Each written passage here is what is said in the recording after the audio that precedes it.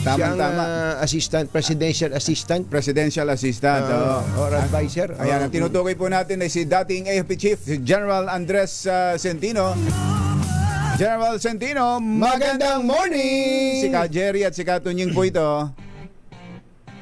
Magandang umaga, Jerry at Katunying, sir. At sa ating mga pakinig ngayong umaga. Opo. Kumusta po, General? Long time no see, no hear. Opo, mabuti naman at salamat. At ito, after my service sa Armed Forces, ako po ay tuloy-tuloy pa rin na nagsiservisyo bilang Presidential Assistant for Maritime Concerns.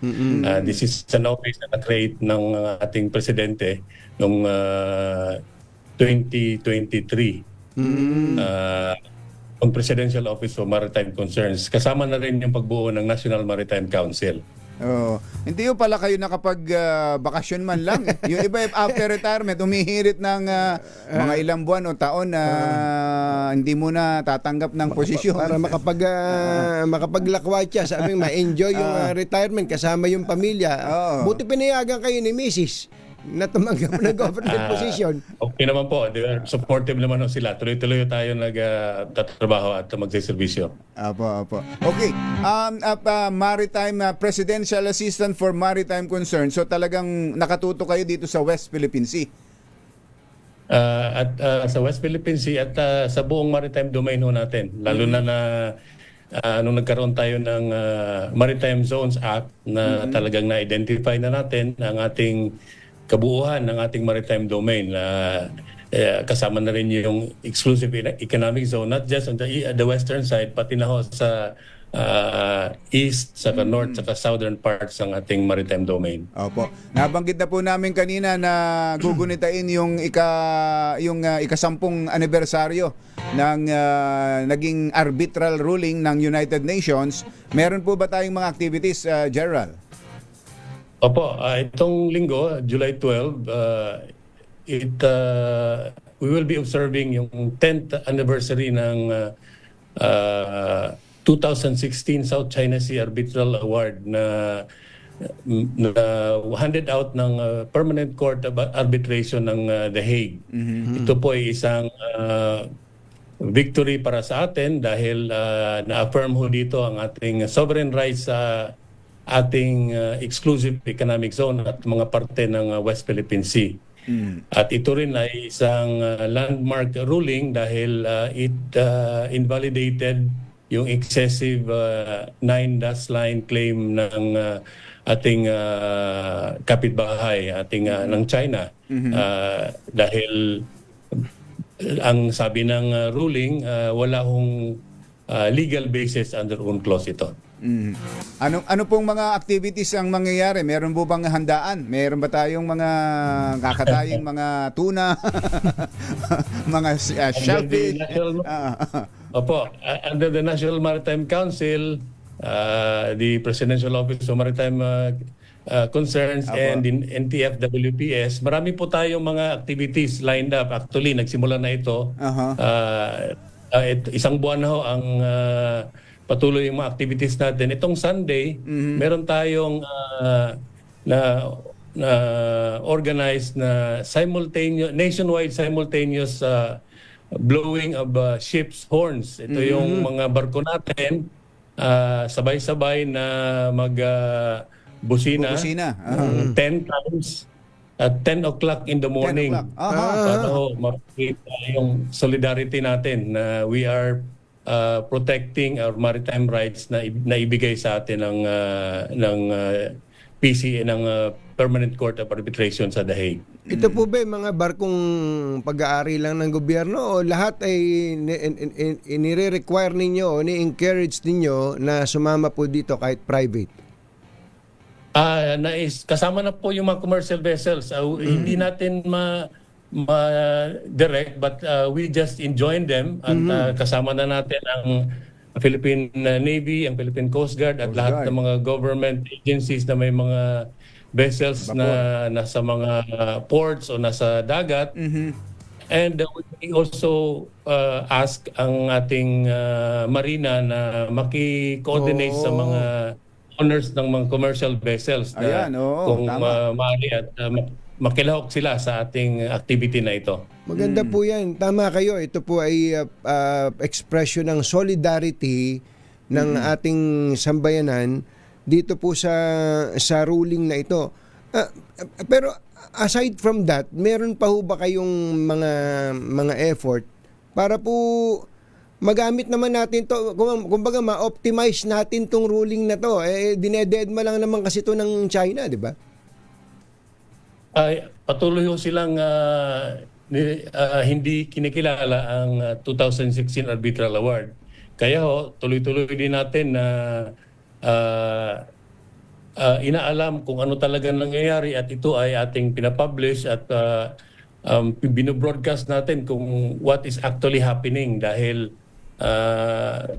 kadalasan ay nababago ang narrative kung sila ang magsasalita. That's why it's important na sa side natin, tuloy-tuloy natin na nako-cover ang mga pangyayari because it's the only way that the public and even the international community would know what's happening and what China is doing, violating our maritime rights in our exclusive economic zone. As we speak, gaano karami ho ba ang mga vapor ng China, ito man ay Coast Guard o kaya ay mga warships nila na nasa ating pong teritoryo ngayon?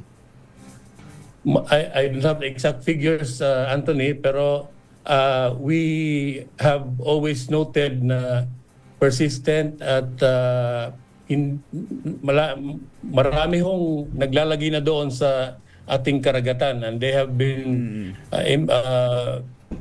maintaining their presence doon kahit na ito ay labag sa 2016 Arbitral Award. Meron ba tayong pwedeng gawin doon? Kaya ba nating itaboy sila? Maski dyan, di inyo yan, amin yan.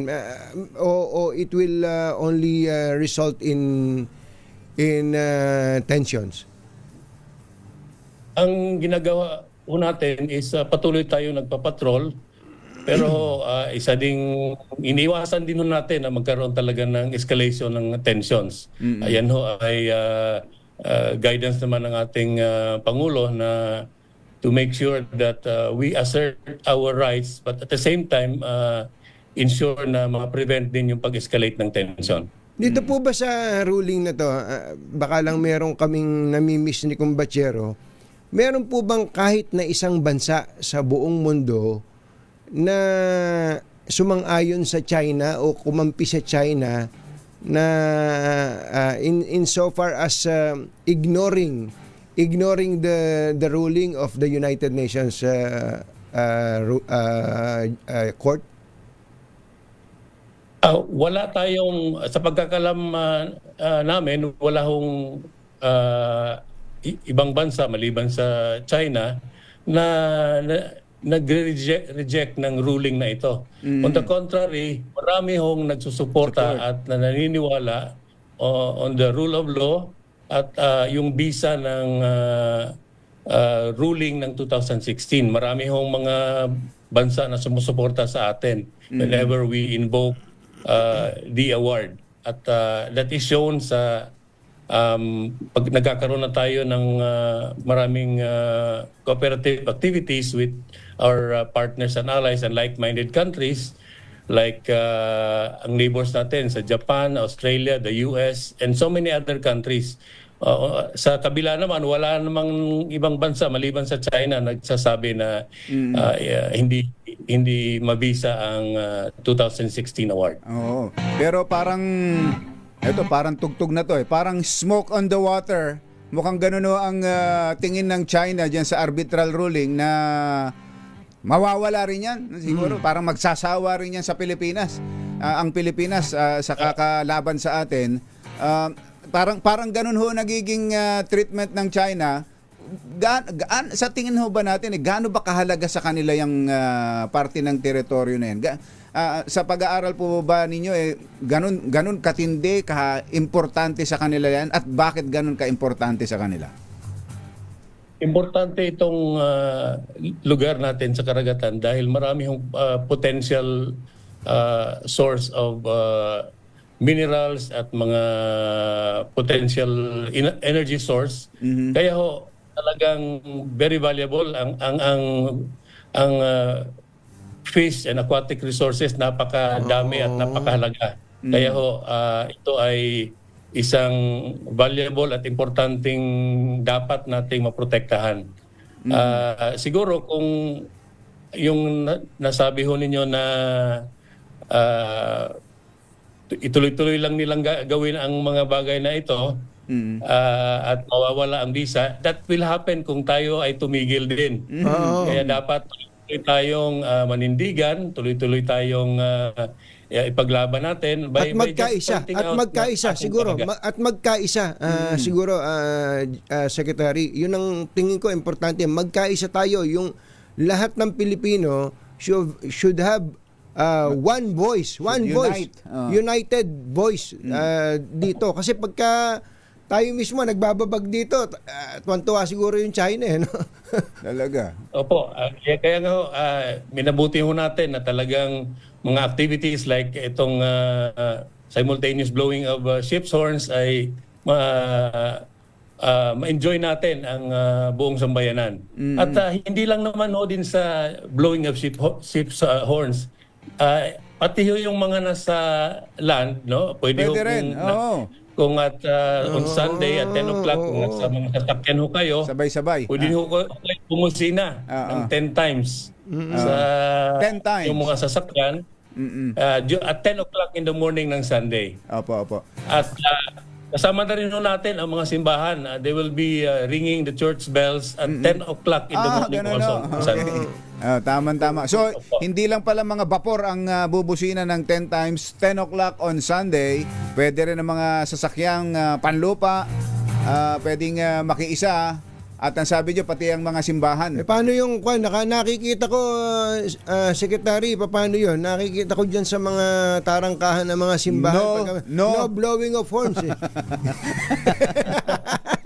Siguro naman ho, kung may mga violate tayo, we will just fly and abide. But lalo na ngayon, may bagyo rin.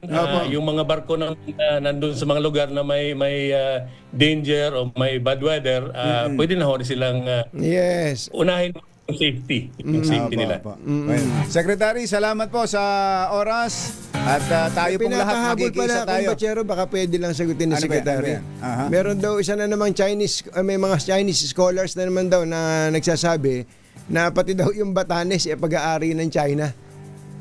Any response? Ito yung mga normal nilang narrative at dapat itong sagutin. Kasi kung hindi ito natin masagot, tuloy-tuloy nilang gagawin ito hanggang maging normal. Kaya nga, every time na meron silang mga narrative na alam natin na hindi naman totoo, dapat sagutin natin at tuloy-tuloy nating i-defend at i-correct.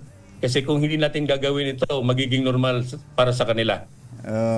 Yun ang style nila, nambubuisit.